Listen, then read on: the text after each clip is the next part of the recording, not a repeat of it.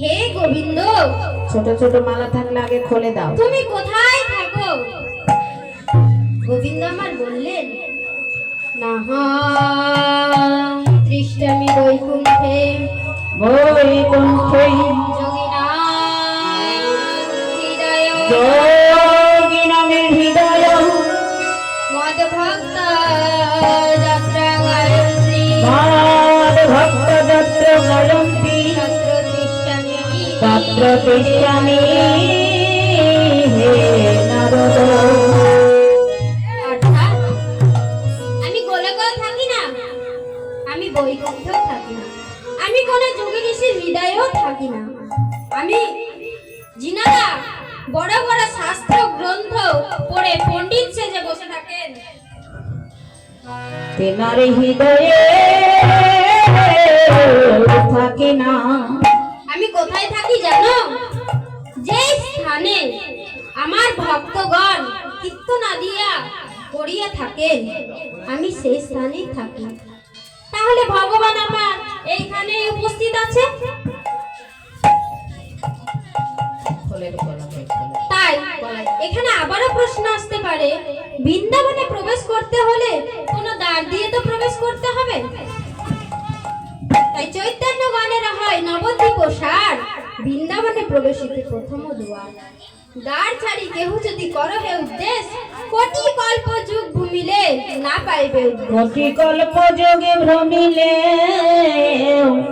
না পাবে উদ্দেশ। অর্থাৎ বৃন্দাবনে প্রবেশের দ্বার একমাত্র শ্রীধাম নবদ্বীপ। যিনি ওই দ্বারের সন্ধান করতে পেরেছেন, তিনি বৃন্দাবনে প্রবেশের অধিকার লাভ করেছেন। তাছাড়া কেউ যদি মনে করেন এই তো নিকটেই নবদ্বীপ, আগে বৃন্দাবনে গিয়ে রাধারানীর চরণ দর্শন করে আসি, তাহলে কি হবে জানেন? পেছনে একটু বলুন, সোজা হয়ে। তাহলে কি হবে জানেন? কেবল যাওয়ায় আশা সার হইবে, কেবল যাওয়ার আশা সার হইবে, আশা সার হইবে, কেবল যাওয়ার আশা সার হইবে, কোনো কাজে লাগবে না গো, আশা সার হইবে। লাগিবে না গো, যাওয়ার আশা সার হইবে, লাগিবে না গো, জানো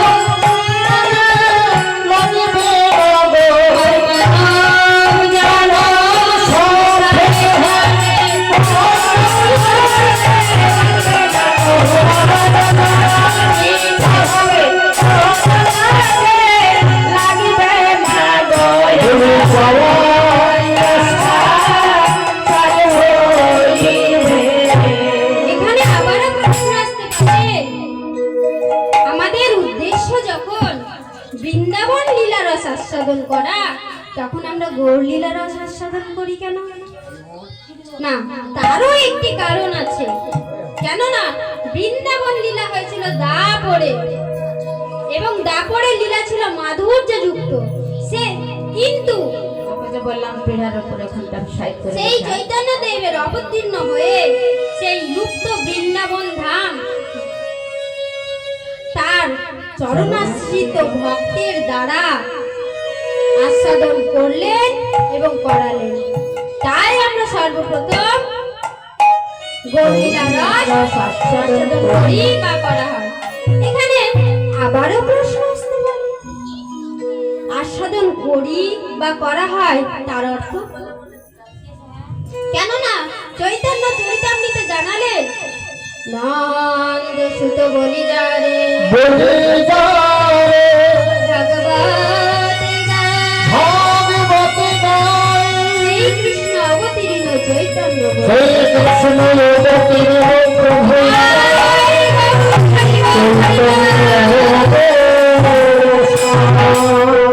প্রবাস বিশেষে ঘরে ছিল নাম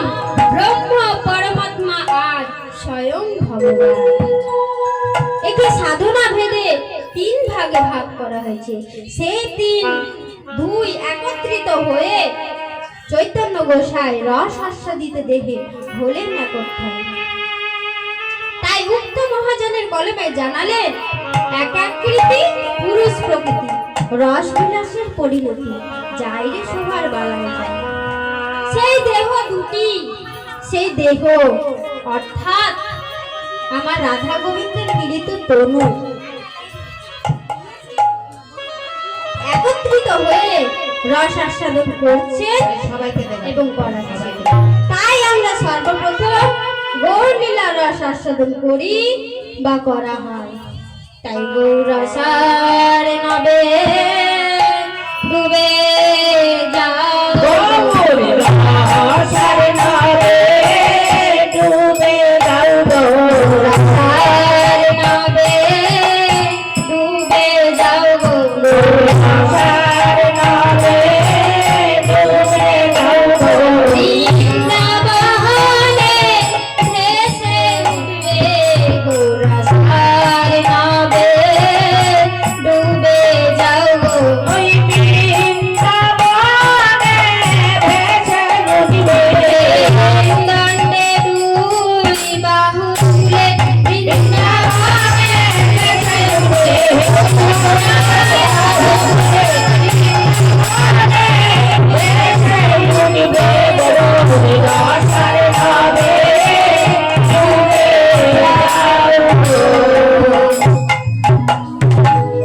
জয় রাধা। আজকের বিষয়বস্তু শ্রী যমুনায় নৌকা বিলাস। তবে নৌকা বিলাস কখন হয়েছিল? নৌকা বিলাস হয়েছিল ভরা দুপুর বেলায়। এই ভরা দুপুর বেলায় কেন হলো? ভরা দুপুর বেলাতে তো সূর্যের তাপ থাকে, প্রচন্ড গরম। তো এই দুপুর বেলায় কেন হলো? সকালেও তো হতে পারতো, বিকালেও তো হতে পারতো, সন্ধ্যাতেও তো হতো। সে তো বটে, কিন্তু হলো কেন? ভরা দুপুর বেলায় হলো কারণ দেখবেন ফুলের কুড়ি ভগবানের পুজোয় কি লাগে? না না, কিংবা যদি ফুলটা যদি ফুটে মুরঝিয়ে যায় তাহলে কি ভগবানের পুজোয় লাগে? লাগে না। যখন ফুলটা ফুটে অর্থাৎ তার যৌবন কাল, এই যৌবন কালে ফুলটাকে ভগবানের পায়ে নিবেদন করতে হয়। ফুটন্ত পুষ্প ছাড়া অফুটন্ত পুষ্পে কোনো মধু থাকে না। তাই এই ফুটন্ত পুষ্প হচ্ছে আমাদের যৌবন কাল। বেশ বেশ, তাই নৌকা বিলাস হয়েছিল আমাদের ভরা যৌবনে। কেননা শিশুকালে কৃষ্ণ ভজে, কৃষ্ণ আসার পাওয়ার আসে। আর সেটা নাই আসে যৌবন যৌবনকালে কৃষ্ণ ভজে, কৃষ্ণ পাওয়ার আসে। বৃদ্ধকালে কৃষ্ণ ভজে, জমিরও তর আসে। বৃদ্ধকালে কৃষ্ণ ভজে জমির তরাসে। তাই নৌকা বিলাস হয়েছিল ভরা যৌবনে। ভরা তবে কেন হয়েছিল? নৌকা বিলাস হয়েছিল, হলো কেন? যদা যদা হি ধর্মস্য ধর্মস্য গ্লানি ভবত ভারত গ্লানি ভবতি ভারত অভ্যর্থনং তদাত্তনং অভ্যর্থনং তদাত্তনং শিরমহং পরিত্রাণায় সাধুনাং পরিত্রাণায় সাধুনাং বিনাশায় চ দুষ্কৃতং ধর্ম সংস্থাপনার্থে সম্ভবামি যুগে যুগে। ধর্ম সংস্থাপনার্থে সম্ভবামি যুগে যুগে। যখনই যখনই এই পবিত্র পবিত্র ভারতভূমিকে অধর্মের গ্লানিতে গ্রাস করতে এসেছিল তখনই তখনই ইচ্ছা শক্তি দ্বারা নিজেকে সৃজন করে অধর্মকারীদের দমন করে ধর্ম প্রতিষ্ঠা করলেন ও সৃষ্টি দুষ্কৃতকারীদের দমন করেছেন এবং সৃষ্টির পালন করিলেন। এমনই এক সন্ধিক্ষণে কংস শিশুপাল শিশুপালদের অসুরগণের অত্যাচারে পৃথিবী যখন জর্জরিত, তখন নারায়ণ আমার নিজেকে সৃজন করলে অনাদি আদি প্রাণ গোবিন্দ বসুদেবে দৈবকীর গর্ভে কংস কারাগারে এইবার শিশুর গোবিন্দকে এমনই একটি সন্ধিক্ষণে কংস শিশুপাল অসুরগণের অত্যাচারে পৃথিবী জর্জরিত, তাই গোবিন্দ আমার সেই পৃথিবীকে রক্ষা করিবার জন্য দৈবকীর গর্ভ হইতে সৃজন করিলেন বসুদেব শিশুর গোবিন্দকে। এমনই এক দুর্যোগ রাত্রিটি কেমন বাবা? সঞ্চান করে বাতাস বইছে, চঞ্চল করে বিদ্যুৎ চমকাচ্ছে, ঝমঝম করে বৃষ্টি পড়ছে।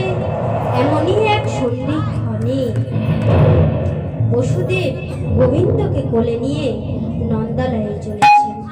নন্দালয়ে চলেছেন বসুদেব। পথিমধ্যেই শ্রী যমুনা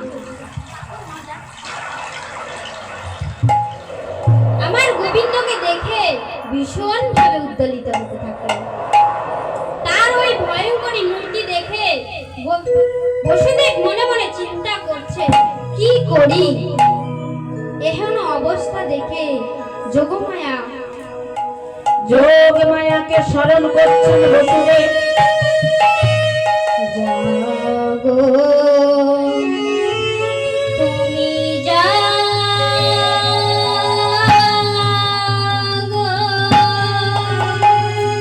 জাগো দুর্গা, জাগো দশ প্রহরধারিণী,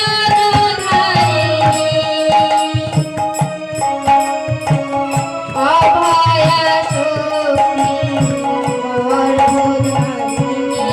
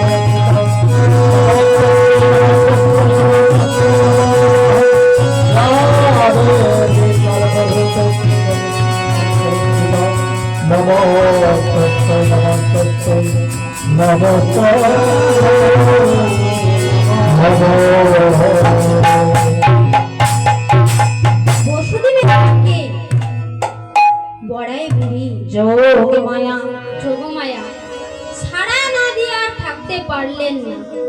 তাই একটি শৃগালের রূপ ধারণ করে ওই বিশাল যমুনা ছাপ করে পার হয়ে চলে গেল। বসুদেব মনে মনে চিন্তা করছে, ওই তো একটি শৃগাল যখন পার হয়ে চলে যেতে পারছে, তখন আমিও পারবো। এই বলে যেই না মধ্য যমুনায় গিয়েছে, হস্তস্ফুলিত হয়ে পতিত হলেন পতিপ্রবণ শ্রী ভগবান যমুনার বক্ষে।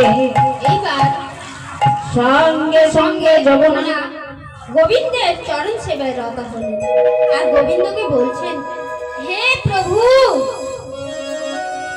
কত যুগ যুগ ধরে কত মনি ঋষিগণ তপস্যা করে থাকেন, তপস্যা করে তোমার এই আরাধিত আরাধিত চরণ চরণ সেবা পাইনি।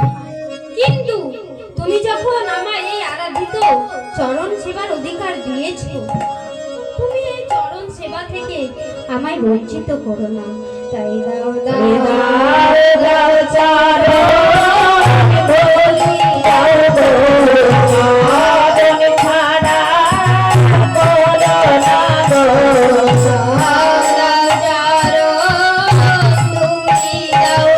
ওই দাও দাও চরণ ধুলি দাও গো, জন্মে নাই জন্মে জন্মে দাও দাও চরণ ধুলি দাও গো। ওই চরণ ছাড়া করো না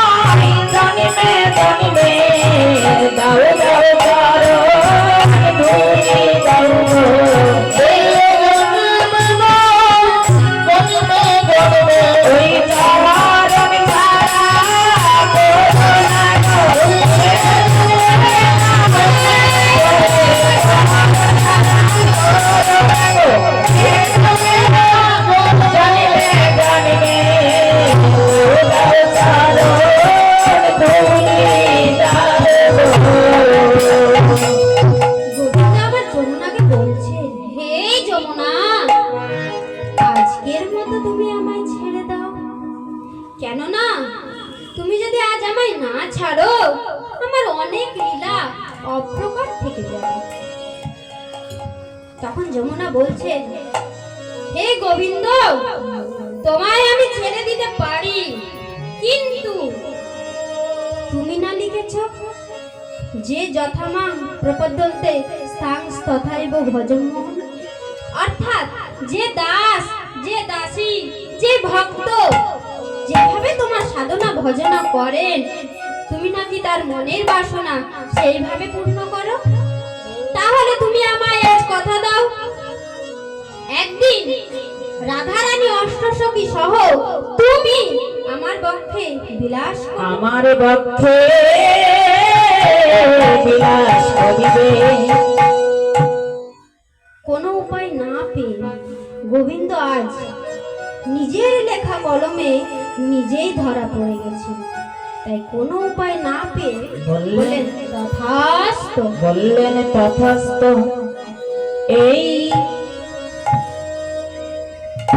এই হলো নৌকাবিলাস লীলার সংক্ষিপ্ত সূচনা।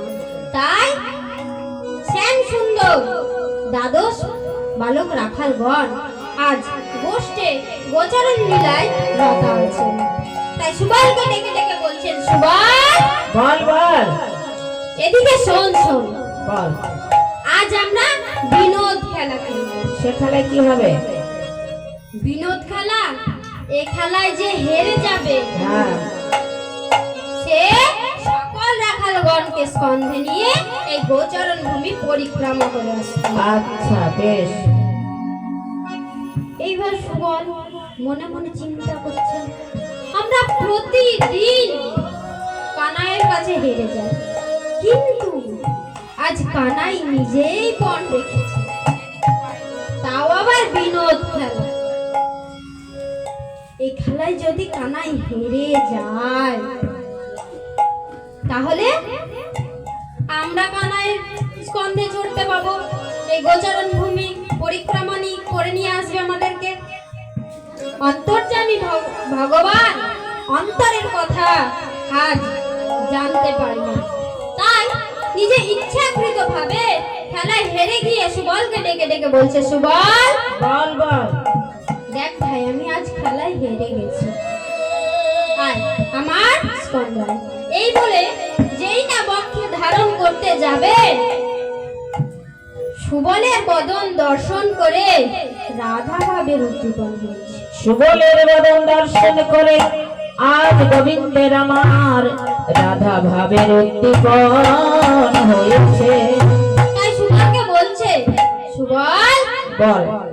আজকে আর আমার খেলা ভালো লাগছে। খেলবি না কেন? তার তো কোনো কারণ আছে। আজ আমার খেলা ভালো লাগছে না। এই যে এইখানে রাধা রানী অর্থাৎ সুবল, সুবলকে দেখে রাধা রানীর উদ্দীপন ঘটলো কেন? কেননা রাধা রানী ও সুবল এরা ভাই বোন। তবে আমরা তো জানি যে রাধা রানী কোনো ভাই বোন ছিল না। না, ভাই বোন কিরকম, জেঠতুতো ফুটতুতো ভাই ভাই। তাই সাদৃশ্য সুবলের বদন রাধা বদন। এইবার সুবলকে বলছে, সুবল রে আমার খেলা ভালো লাগছে না, আজকের খেলা তোরাই খেল। তুই যে খেলবি না, তো তার তো কোনো কারণ আছে। তা তো ঠিকই। তুই খেলতে খেলতে হঠাৎ করে বলছিস যে খেলা ভালো লাগছে না আর খেলবো না, তার তো কোনো কারণ আছে। তখন কানাই বলছে, দেখছিস না সেই কথা কেমন করে বলি, দাস বলো রাম আছে রে, দাস বলো রাম আছে রে, দাস বলো রাম আছে রে, দাস বলো রাম আছে রে, কোন কথা জানতে পাবে দাস বলো রাম আছে রে, কোন কথা জানতে পাবে দাস বলো রাম আছে রে, কোন কথা জানতে পাবে লীলা প্রকাশ হবে, কোন কথা জানতে পাবে,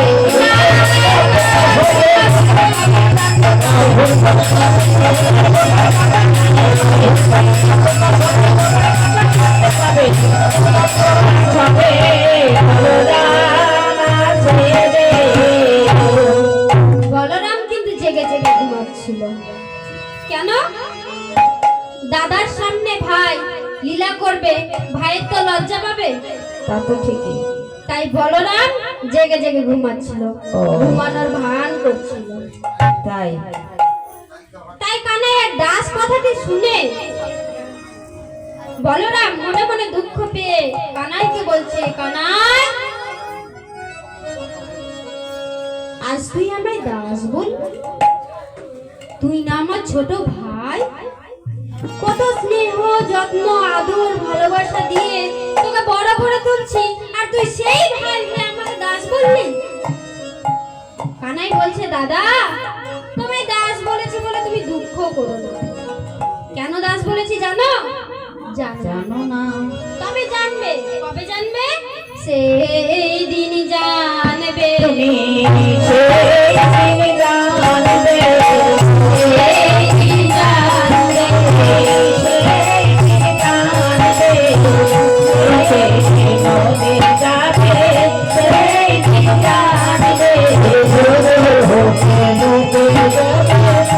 ওই দিন জানবে, হবে যাবে, সেই দিন জানবে, তুমি সবাই ছেড়ে নিতাই হবে,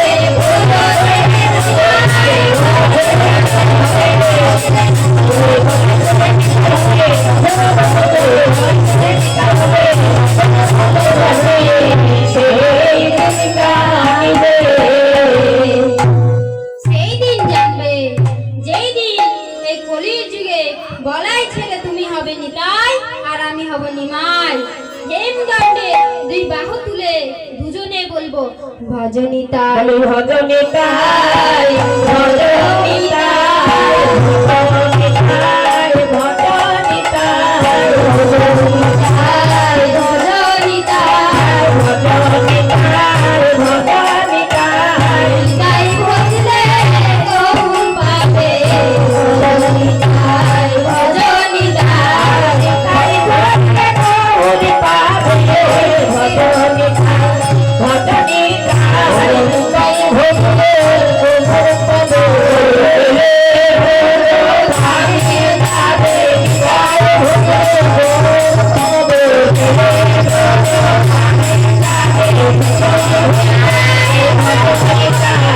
ভজনিতাই ভজনিতাই। আজ তুমি বড় হয়েছো, সেই দিন তুমি ছোট হবে। আজ আমি ছোট হয়েছি, সেই দিন আমি বড় হব।